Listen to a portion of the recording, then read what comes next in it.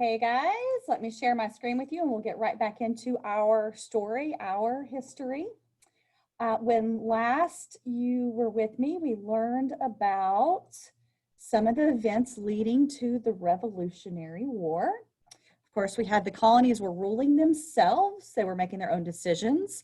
The French and Indian War. And then I hope with Miss Raymer, you took notes about the Proclamation of 1763.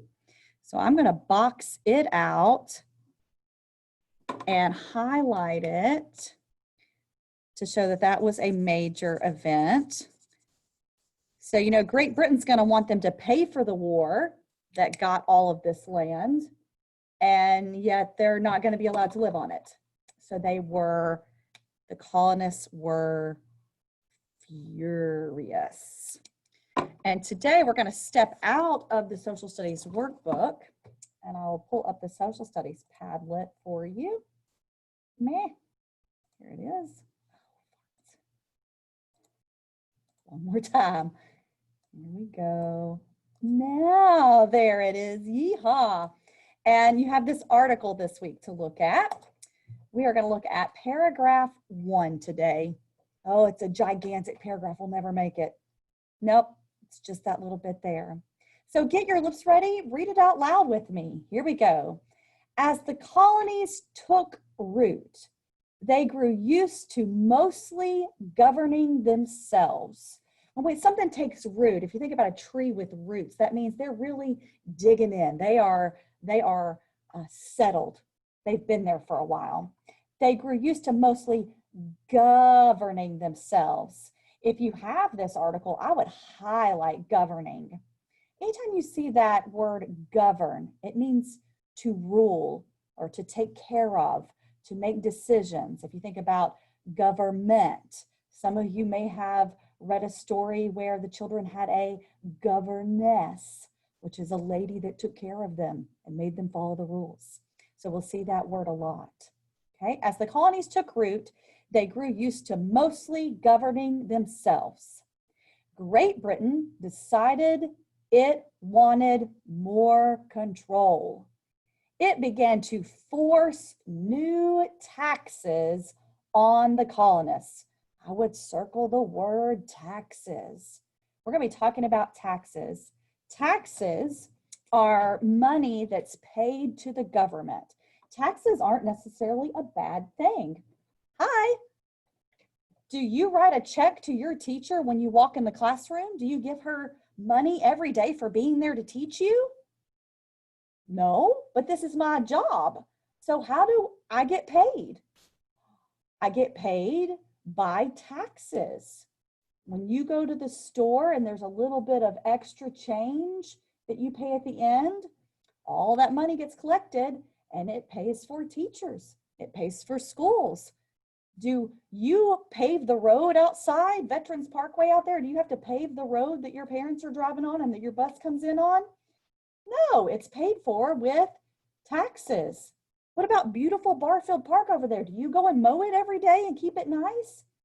No, that's paid for with taxes. Taxes can be a good thing. It's money that we pay to the government so that they take care of us. The problem with the British taxes is these taxes weren't going to the colonists. The colonists were having to send their money back to England, and the government in England was using it for England. The colonists weren't seeing any benefit of these taxes. So they began to force these new taxes on the colonists. They wanted to raise money from the goods they were shipping to the colonies. That means they wanted to make their money back from the war. Okay. In 1764, the British Parliament passed the Sugar Act to raise a tax on sugar. Now you might think, well, I mean, it's just sugar. But I want you to think right now, think of what you ate for breakfast this morning. Did it have sugar in it? Everything that you eat throughout the day, if it had sugar in it, a little bit of it would have taxes on it that's going back to England. So that can start to add up. that extra money. Every time you eat something that has sugar in it, you would be paying extra money. That can add up for families. The next year, because Britain wasn't getting enough money apparently, the British Parliament passed the Stamp Act. Colonists now had to pay taxes on newspapers, marriage licenses, and other legal documents. When you go to the store and you get a receipt, that's a legal document. It would be taxed. You'd have to pay more money just to get that piece of paper. And they didn't have the internet, so everyone was buying newspapers, and now it had to have a stamp and tax. So it cost more money. Even their playing cards, one of the few things they could do for fun and enjoyment, had taxes put on it. So the colonists are going, where's all my money going? And it's going towards these taxes. So let's add these two big events to our notes, the Sugar Act and the Stamp Act. And I like to do an illustrated timeline. So we had the Proclamation of 63, and now we're going to 1764. So in 1764, we have the Sugar Act. I'm going to box that out because that's my big event. I'm going to highlight it.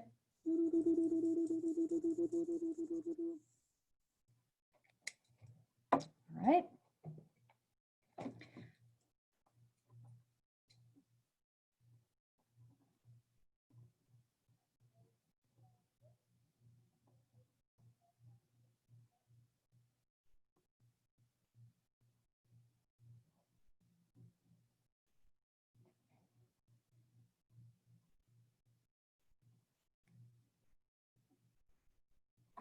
So in the Sugar Act, even though it's called the Sugar Act, they snuck some other things in there. It taxed things such as sugar, molasses, which is like a syrup that comes from trees that's sweet. So they wanted to make sure they were getting all your sweet stuff. Wine and cloth. Now you might think, wine, I'm a kid, I don't drink wine. But you have to understand, back in the time of the colonies, there wasn't a whole lot of beverages or drinks. So at dinner, the children might have even had a little wine or a little beer because water wasn't a terribly clean source for them. We didn't have the scientific advancements to have clean water.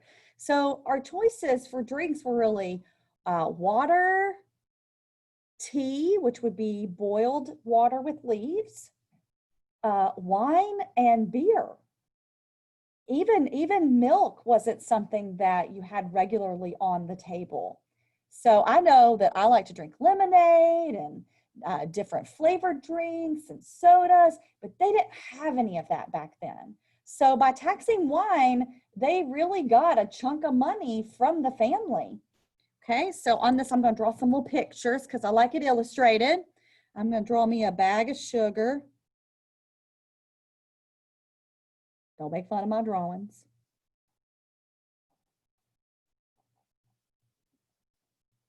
And I'll draw me a bottle of wine up behind it. And I'll label it wine. Okay, to help me remember. And then in 1765, we have the Stamp Act.